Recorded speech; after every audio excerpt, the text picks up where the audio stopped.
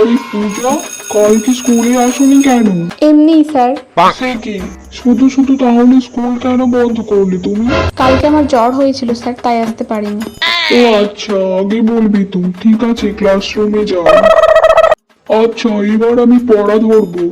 এই পূজা, তুমি দাঁড়াও। বলো, জলীয় বাষ্প কাকে বলে? পারবো না স্যার। সে কি, কেন পারবে না? কালকে আমি আসিনি স্যার। হ্যাঁ ঠিক আছে, কিন্তু তুমি তো আমাকে ফোন করে পড়াটা জিজ্ঞাসা করে নিতে পারতে। না স্যার, ফোন করে শুধু শুধু কাউকে কেন ডিস্টার্ব করবো। আরে ডিস্টার্ব কেন হব, তুমি তো পড়া জানার জন্যই ফোন করতে। ঠিক আছে স্যার, আপনি মেরে দিন। আচ্ছা আচ্ছা, ঠিক আছে। আজকে যে পড়া দিলাম কালকে করে আসবে তো? জানি না। কিন্তু জানি না বললে তো হবে না পূজা, পড়া তো করে আসতেই হবে। কথা দিতে পারছি না স্যার, কথা দিয়ে কথা খেলা পড়ার মেয়ে আমি নই, তাই কথাও দিতে পারছি না।